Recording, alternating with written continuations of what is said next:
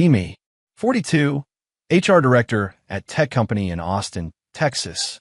Total comp $165,000 plus equity that's probably never vesting. Drive a Tesla Model Y because of course I do. Apartment is filled with books about dismantling patriarchy. LinkedIn bio says transforming workplace culture one policy at a time. Been in this role for 18 months, promoted from senior HR manager. Company is mid-sized software firm, about 600 employees. Make enterprise collaboration tools, boring but profitable. Engineering department is the problem, as usual. 200 engineers, 85% male, mostly white and Asian. Classic tech bro environment when I arrived. Ping pong tables, beer on tap, Marvel posters everywhere. My job is to fix this, to drag them into 2024. CEO is Mark, 50s, former engineer turned businessman. He's nervous about optics, about lawsuits, about being on the right side of history. Perfect, he's malleable, he wants to be liked. I can work with that, I've been working with that. First year was groundwork, mandatory trainings, policy updates, unconscious bias workshops, microaggression reporting systems, new inclusive language guidelines, pronoun requirements. The usual resistance from engineering, lots of eye rolling. But they complied because they had to, because HR has the power. Year 2 is when I really started to move pieces on the board. Engineering has leadership positions opening up, 3 senior roles. Team leads, architects, positions that come with $180,000 plus salaries. Traditional promotion process is a joke, it's just a boys' club. Managers pick people who fit the culture, which means people like them. I convinced Mark to let me redesign the promotion framework. We need to ensure equity in advancement opportunities. Mark, our leadership doesn't reflect our values or our customer base. Show him statistics about diverse teams performing better. Made up? Selectively sourced?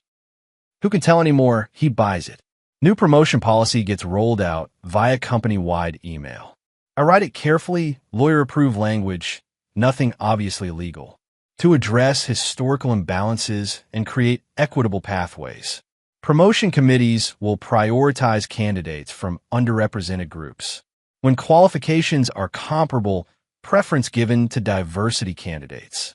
That last line is the key, when qualifications are comparable. Because I get to decide what comparable means. I control the promotion committee, I set the criteria, I run the process. Engineering leadership is annoyed, but can't argue openly. Any pushback gets labeled as resistance to equity. Anyone who questions gets a concerned email about their growth areas. The power is intoxicating, not going to lie. First promotion cycle under new policy starts. 3 senior engineering positions, 2 team leads, 1 principal architect. Applications come in, I review them with my committee. Committee is me plus 2 other HR people I picked, plus 1 engineering manager who knows better than to disagree with me.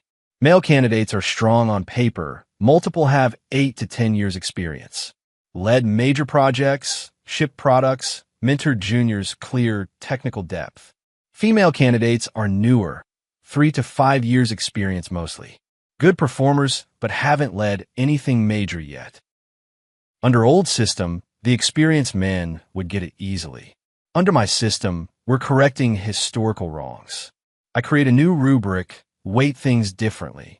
Leadership potential scores higher than demonstrated leadership. Cultural fit, which I define as embraces inclusive values. Growth trajectory, which means newer employees get bonus points.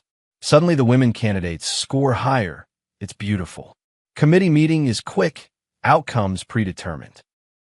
These 3 women show the most promise for leadership. They bring fresh perspectives that engineering desperately needs. Engineering manager, Tom, pushes back slightly. Sarah is great, but she's only been here 2 years. This role needs someone who knows the legacy systems. That's exactly the kind of thinking that perpetuates inequality, Tom. We're not looking for carbon copies of existing leaders. We're building the future, not cloning the past. Tom goes quiet, doesn't want to be labeled as resistant. I know his performance review is coming up. He knows it too. Promotions get announced. 3 women get the senior roles. Engineering department goes eerily quiet. No complaints in writing. Just a lot of private Slack messages I'm not seeing probably. Couple of the passed over men request feedback meetings. I meet with them, prepared with my talking points. One guy, David, been here 9 years, strong technical record. I'm confused about why I wasn't selected. I have twice the experience. David, this isn't about years served. It's about leadership capability. The selected candidates demonstrated stronger, inclusive leadership values. Also, we need to address historical gender imbalances in senior roles. He's trying to stay professional. I can see him choosing words carefully. I understand diversity is important, but shouldn't experience matter too? Are you suggesting the women who were promoted aren't qualified? No. I'm asking about the criteria that were used. The criteria are confidential to ensure fairness and avoid bias. He leaves looking defeated. Good. He should examine his privilege. Another guy, James, similar conversation, similar outcome. He actually tears up a little, says he thought this was his year. I feel a twinge of something, but push it down. This is bigger than individual feelings. This is systemic change. Next promotion cycle. 6 months later, same pattern. 2 more senior roles open. I run the same process. Again, women with less experience get promoted over men with more. This time the murmuring is louder. People are clearly talking. One of the senior male engineers, Robert, requests meeting with Mark. Mark tells me about it afterward, looks uncomfortable. Robert says the men feel like they're being discriminated against. He says the promotion process isn't transparent or fair. I deploy the defense, the one that always works. Mark, this is classic privilege backlash to equity initiatives. When you're used to unfair advantages, equality feels like oppression. If Robert has concerns, he should examine why he feels threatened by women's success. Mark nods slowly. Yeah, I guess that makes sense. Should I be worried about legal issues, though? Not at all. Our policy is legally sound. It's about equity, not quotas. We're simply correcting historical imbalances. Court support that. Another lie, another half-truth, but he accepts it. What I don't know is that the engineers are talking, comparing notes. What I don't know is that they're documenting everything. What I don't know is that they're not stupid, they're fucking engineers. They know how to collect data, how to analyze patterns, how to build cases. Month 14 of my Equity in Promotions initiative. I've overseen 5 promotion cycles, pushed through 11 women into senior roles. Meanwhile, 23 men with stronger qualifications were passed over. My system is working perfectly. Leadership is slowly rebalancing. Get email from Mark's assistant. CEO wants to see you. 2 p.m. today. Bring legal. Wait, bring legal? That's weird. We usually include legal and policy discussions. But why would Mark's assistant phrase it that way? Show up at 2 p.m., Mark's office, expected to see just Mark and our general counsel. Instead, there's Mark, our GC, 2 people I don't recognize in suits, and 5 senior male engineers sitting stone-faced along the wall. Robert, David, James, and 2 others I've had tense conversations with. My stomach drops. This is an ambush. Mark looks miserable, won't make eye contact. Please sit down, the general counsel says. Her tone is arctic. One of the suits speaks, man in his 60s, expensive watch. I'm Richard Chun, outside counsel retained by a group of your employees. This is my colleague Amanda Rodriguez. We specialize in employment discrimination. Oh fuck, this is really bad. These 5 gentlemen, plus 18 others, have retained us to represent them in a matter concerning systematic discrimination in your promotion process. My hands are shaking. I grip the chair arms to steady them. That's absurd.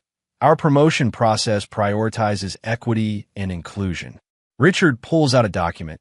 It's thick, has to be 100+ pages. Yes, let's discuss your equity process. He opens to a tab. It's a spreadsheet, color-coded, detailed.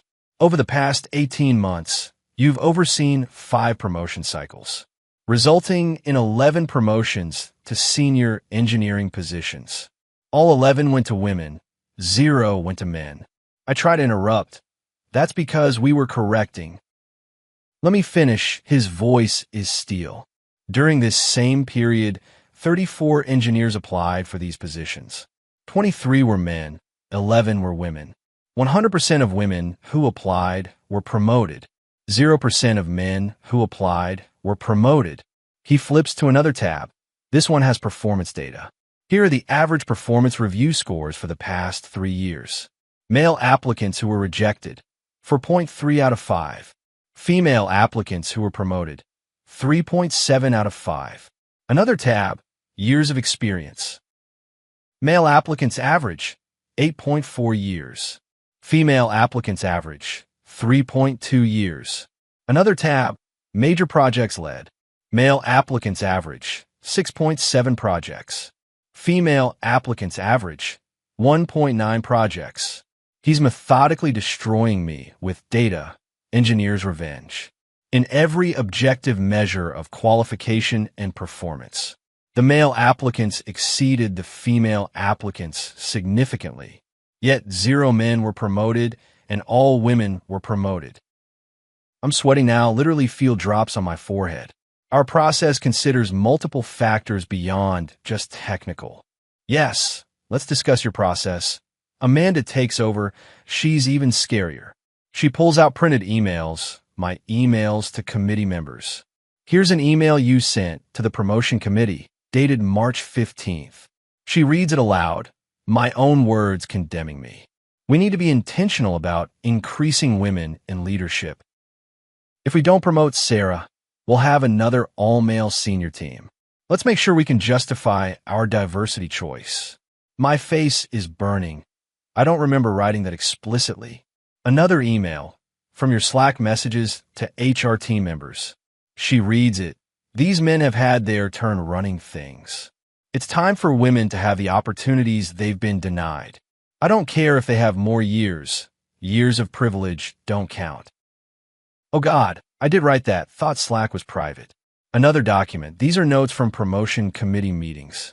Taken by Tom Harris, the engineering manager on your committee. She reads directly. When Tom raised concerns about experience gaps, you stated, and I quote, "We're not promoting based on old boys club metrics. We're promoting based on who will change the culture, which means women." Tom is sitting against the wall. He's the one who documented everything. He's looking at me with something between pity and satisfaction. Richard takes back over. We also have the promotion rubrics you created. Pulls out the scoring sheets I designed. You weighted leadership potential at 40% of the score, while demonstrated leadership was only 15%. You weighted cultural fit at 30%, which you defined in meetings as commitment to equity and inclusion. He looks at me directly. In practice, this meant being a woman, because in every single case, women scored higher on these subjective measures, while men scored higher on objective measures like technical skill and experience. And in every single case, the women were promoted. Amanda jumps back in. We've also documented the chilling effect. 23 male engineers have left the company in the past 18 months. Exit interviews, which we subpoenaed, show a pattern. She read from exit interview notes. Don't see a path forward here as a man. Watching less qualified people get promoted because of gender. Feel like my work doesn't matter. Only my demographics matter.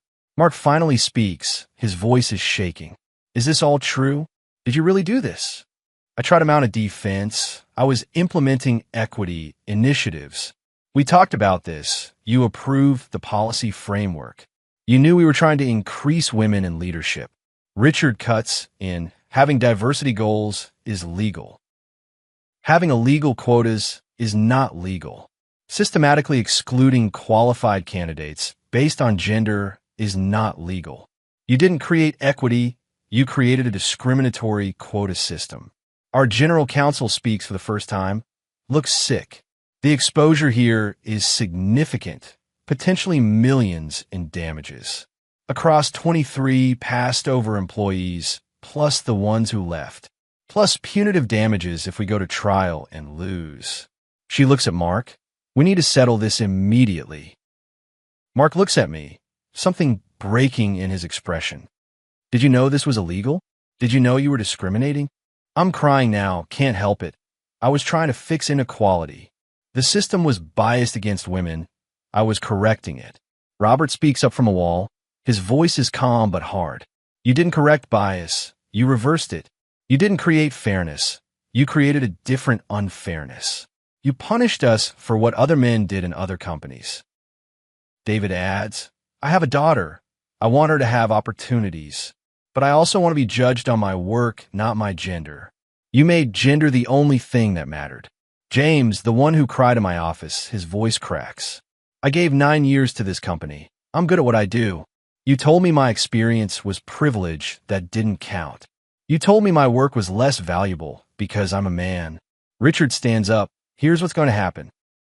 My clients are willing to settle this matter privately. In exchange for full back pay for denied promotions, $80,000 each. Formal apology from the company acknowledging discrimination. Revision of all promotion policies with external oversight. And the immediate termination of the HR director responsible. He looks at me. That's you. Mark doesn't even hesitate. Done, all of it, whatever you need. He turns to me. You're fired, effective immediately. You need to leave the building today. You'll get severance terms from legal. I try to stand. Legs are shaking. Mark, please, we can fix this. You discriminated against our employees for 18 months. You cost this company potentially millions of dollars. You destroyed our reputation and violated the law. There's nothing to fix. You're done. Security is called. Same security guard I used to boss around. He won't look at me as he escorts me out. Walk through the office in a daze. People stare. My desk has already been packed. IT kill my access. Box of personal items sitting there. Plants, books, framed diplomas. All those degrees, all that training, and I'm carrying it out in shame. Drive home crying. Can't even see the road properly. Get to apartment. Open laptop. Check LinkedIn. Already I see messages from recruiter connections.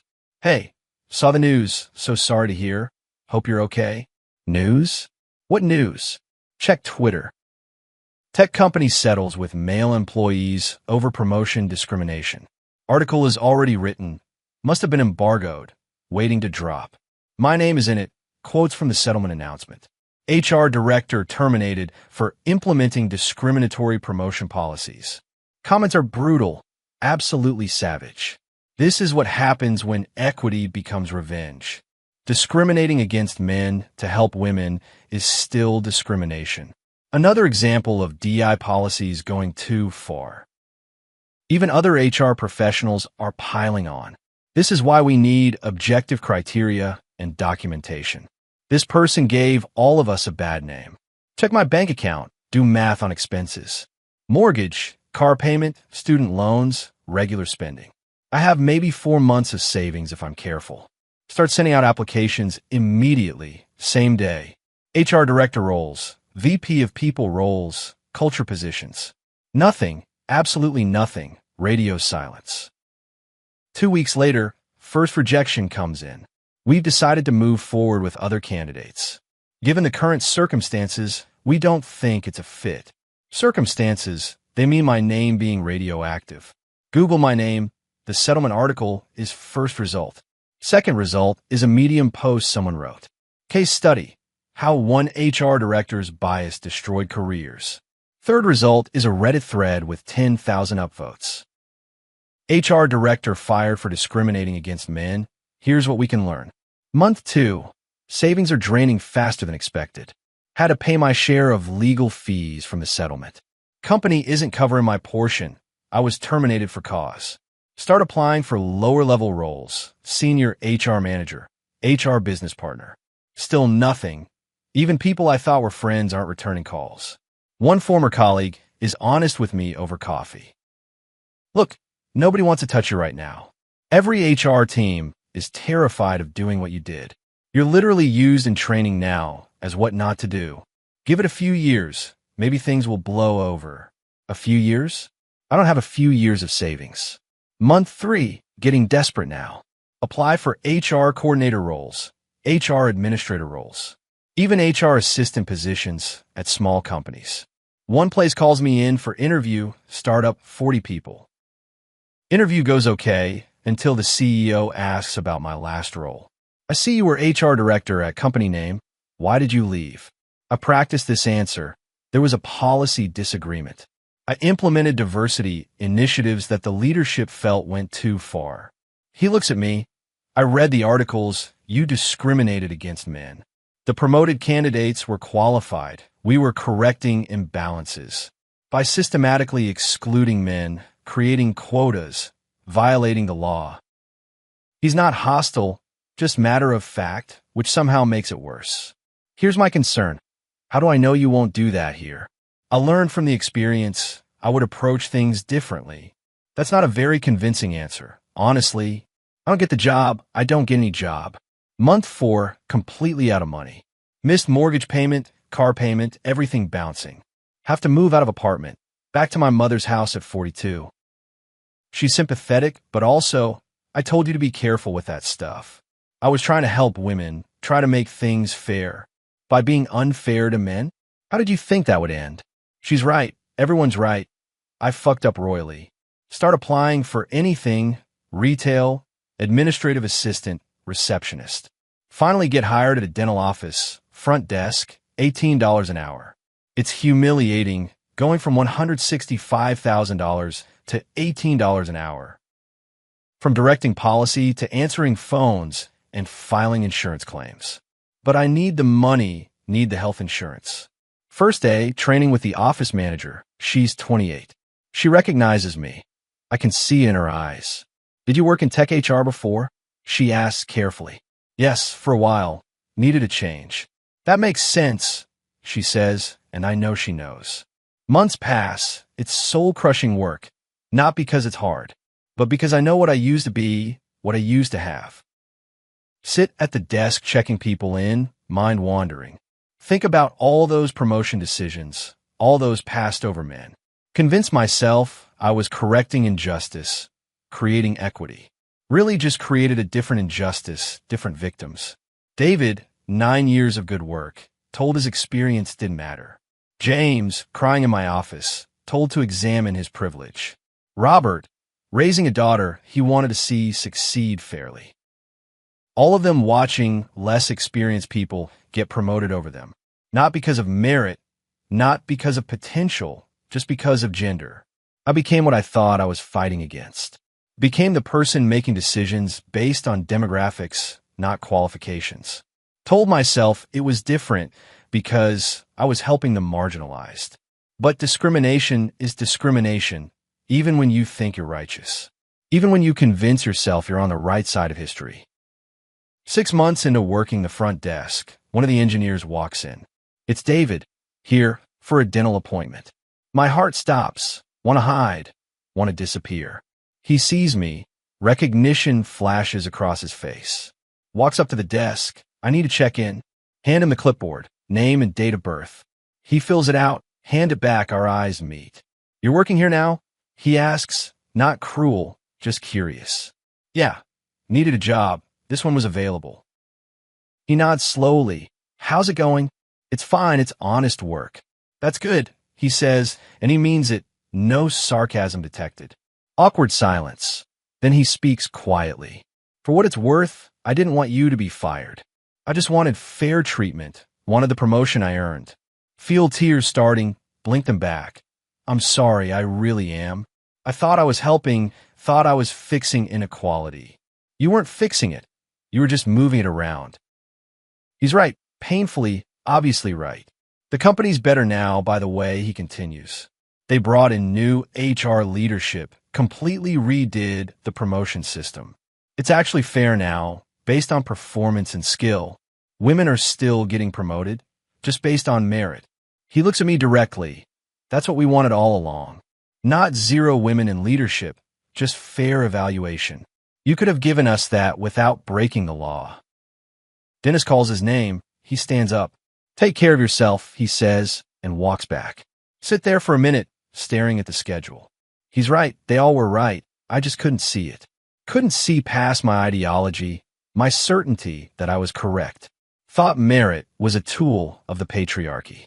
Thought objective standards were inherently biased. Thought the only way to help women was to hurt men. 1 year after being fired, still at the dental office. Still living with my mom. Still making $18 an hour.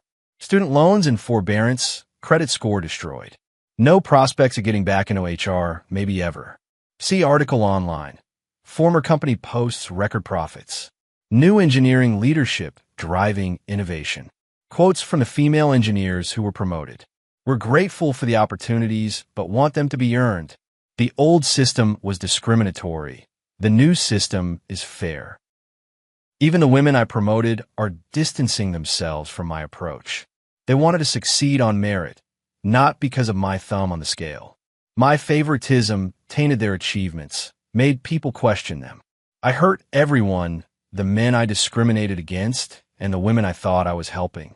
Get text from old colleague, saw they're hiring HR coordinator, maybe try. Check the posting, it's at a small nonprofit, $45,000. Used to make almost 4x that. Now this feels aspirational. Apply anyway. Put the termination and settlement in my cover letter. Explain what I did, why it was wrong, what I learned. Don't get a call back. Probably never will. That's my life now. This is what I am. Cautionary tale and front desk receptionist. Patients come in, I check them in, I file their insurance. Sometimes they're young women with careers in tech, talking on phones about work. I hear them discussing promotions, opportunities, leadership roles. Want to tell them my story? Want to warn them about how easy it is to convince yourself you're righteous. About how good intentions don't justify discrimination. About how ideology can blind you to your own biases. But I don't say anything, just hand them clipboards. Please update your information and sign at the bottom. My advice isn't wanted. My experience isn't valuable. I'm just the woman at the front desk who used to be somebody. Who used to have power and used it badly. Who thought she was building equity but built injustice. Who learned too late that discrimination doesn't become justice. Just because you change who the victims are. Still live in mom's house. Still make $18 an hour. Still Google my name. Sometimes still see those articles. Still get sick feeling in stomach reading the comments. But mostly just get through days checking people in. Taking copays, answering phones, doing honest work. Not changing the world, not fighting for causes. Just surviving the consequences of my certainty. That's my life. That's what I built.